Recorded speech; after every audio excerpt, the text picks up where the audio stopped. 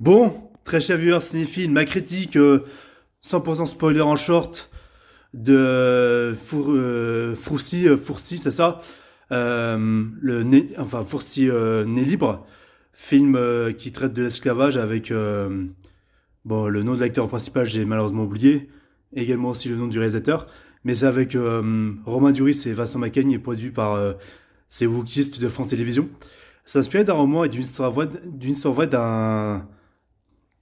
d'un esclave noir pendant la France de Napoléon Bonaparte, qui en fait de son mieux pour s'affranchir de l'esclavage et de vivre et en fait d'essayer tout simplement de vivre libre et de ne plus être remis en esclavage, tout simplement, par rapport aux lois de ce qu'il y avait à l'époque des années du 19e siècle. Voilà.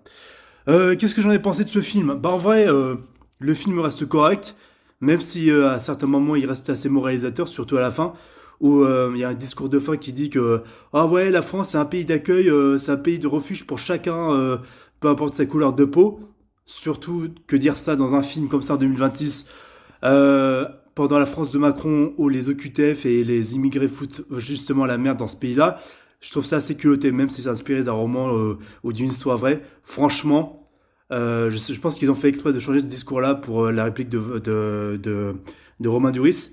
Et c'est assez dommage parce que le film, bon, à part au début où ça cutait à certains moments, où parfois la violence par rapport à certains gestes de V ou de violence n'était pas forcément plus explicite que ça et était, comment dire, un peu saccadé en termes de montage. Et Vincent Macaigne en tant que méchant, ça le fait pas, hein. Ça le fait pas, il est plus doué pour la comédie, mais en tant que méchant, en tant que rôle dramatique et sérieux, ça le fait pas. Il en est assez caricatural. Euh, il y a certes des cadrages avec des points de repère sur les visages des personnages, même en gros plan, même très gros plan, où justement il y a cet espace, on va dire, sur l'écran où justement les personnages, enfin les acteurs peuvent dialoguer. C'est une technique de mise en scène dans le cinéma. Le sujet du racisme dans ce film-là est certes nécessaire, même s'il est assez moralisateur, bah, comme je l'ai dit, par rapport à ce que j'ai dit avant et par rapport au fait que c'est produit par France Télévisions, qui est assez wokiste sur les bords et qui malheureusement, niveau nuance, bah, quand c'est produit par France Télévisions, bah, il y a toute cette idéologie, il y a à un moment donné, quoi qu'il arrive, cette idéologie woke qui peut débarquer, quoi. Et c'est vrai qu'au début du film, c'était assez saccadé, et c'était pas forcément plus cinématographique que ça. Il y a des moments de tristesse et de violence, certes. Les acteurs jouent plutôt bien finalement.